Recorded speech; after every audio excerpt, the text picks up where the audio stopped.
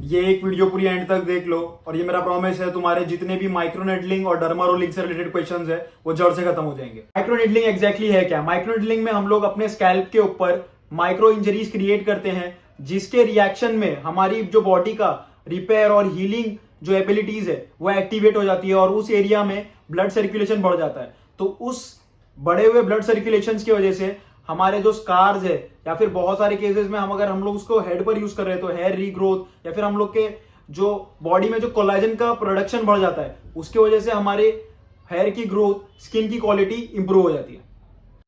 तो माइक्रोनेडलिंग किस किस के लिए हेल्पफुल है? हेयर फॉल के लिए, हाँ। अगर आपके स्किन पर स्कार्स हैं और एक्ने हैं, डेफिनेटली आप उसके लिए यूज कर सकते हो। आपके बॉडी के ऊपर स्ट्रेच मार्क है तो आप उसको भी इंप्रूव करने के लिए यूज कर सकते हो। और अगर आपके ऊपर स्किन के ऊपर बहुत सारे बड़े बड़े एक्ने मार्क्स हो गए तो भी आप उसके लिए माइक्रोनेडलिंग जरूर यूज कर सकते हो।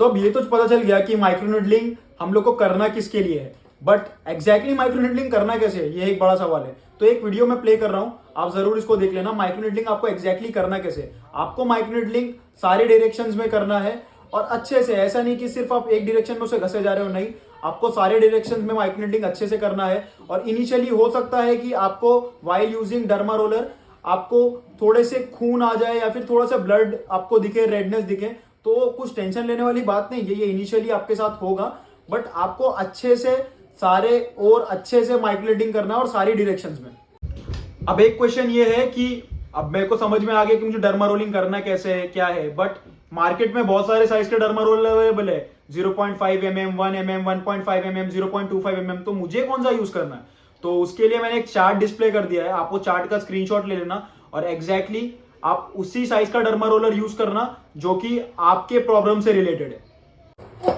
तो ये तो हो गया कि डर्मा रोलिंग करना कैसे और कौन से साइज का डर्मा रोलर यूज करना है, बट हम लोग को प्रिकॉशंस क्या लेना है डर्मा रोलिंग यूज करते टाइम? पहली चीज, आपका स्कैल्प या फिर जो भी आप सरफेस पे यूज कर रहे हो वो चीज क्लीन हो। अगर आप आपके बालों पर यूज कर रहे हो, जैसे कि 70% ऑफ द केसेस में लोग करते हैं, तो आपका स्कैल्प एकदम क्लियर हो। दूसरा, उसको ड्राई आउट कर दो अच्छे से, उसके बाद ही डर्मा रोलर को यूज करना।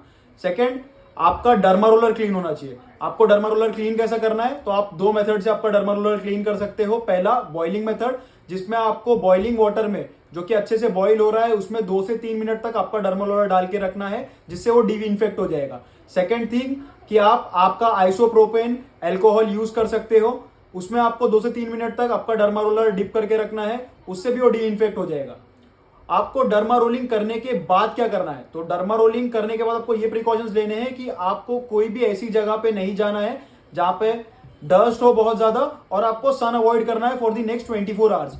इससे ये चीज अभी आप बोलोगे कि आप मुझे बाहर जाना है, बहुत सारी चीज, अगर आपको बाहर जाना है तो आप आपका स्कैल्प अच्छे से कवर करके जाओ, कोई कैप पहन के जाओ।